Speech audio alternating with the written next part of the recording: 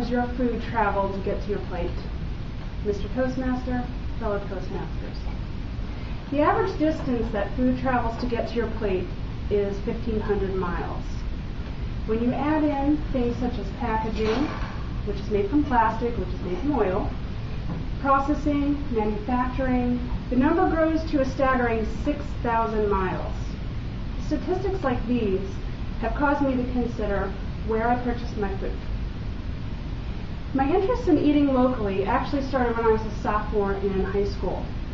My friend, who is an avid gardener, suggested that we do our science fair project on studying the effects of different fertilizers on the growth of vegetables.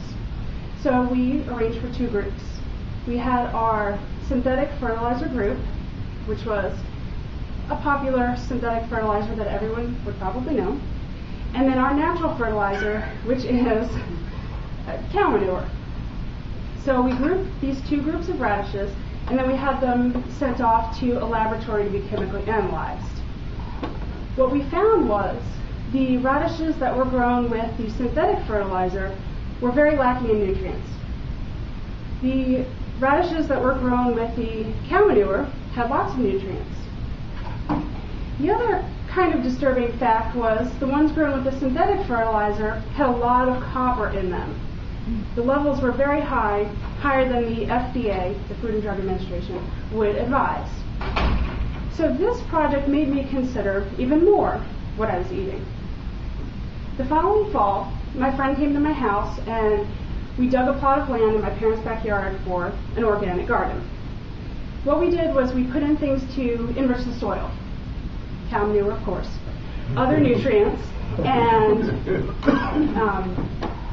bone meal, which is ground up bone, some other things that we might not want to discuss. But, oh, please. But, you know, we cleared the ground, we let it sit for a few months, and then in the spring we were ready to plant. So the soil was enriched, we planted our seeds, the plants came up, and we decided we were only going to use natural pesticides. So we used things like hot pepper spray or garlic spray, which deter bugs from biting the plants. We put nets over some of the crops to prevent the pests from landing on them. And we also actually went in and picked the things off the plants. So I continue to grow organic gardens to this day. And now that I own my own home, I continue to dig up my land and plant various things for myself and my husband. Now last summer, after reading the book Animal, Vegetable, and Mineral by Barbara Kingsolver, who is a fairly local author, I became more interested in examining where my food came from. I started looking at what I was buying in the grocery store. Where did those things come from? The meats, the fish, the other products. And I started shopping at a local farmer's market. Now there are many benefits to shopping at a local farmer's market, and that's a whole other speech.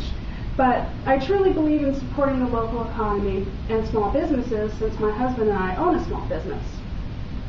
Small farms allow for more control by the farmer, and considering that small farmers are losing their land that they've had in their family for many generations, this keeps those farms in the family.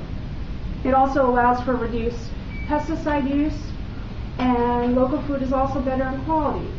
Since we don't have to ship the produce so far, it stays on the vine longer, ripens, and develops more nutrients. Now this book inspired me to do a project with my 8th grade science students.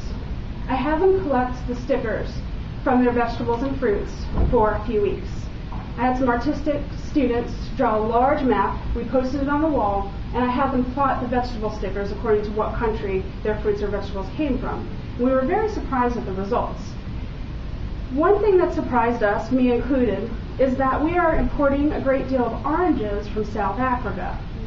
Now we all know there's lots of oranges grown in this country, Florida being, I guess, the biggest state for that. Why don't we buy oranges from Florida? Why do we import them from South Africa if we have them right on our doorstep? Now there are probably a lot of answers for that, but when you're considering eating locally, these are the questions that you need to ask yourself.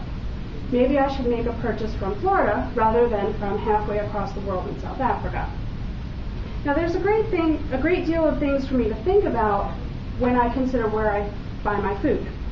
I have to weigh the pros and cons. Do I buy organic? Do I buy local? Do I buy from conventional farmers, or do I produce my own? Sometimes the answer is not simple, but I carefully consider each option and I determine what my budget allows, and then I make my decision.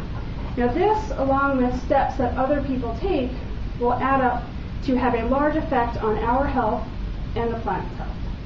Thank you very much.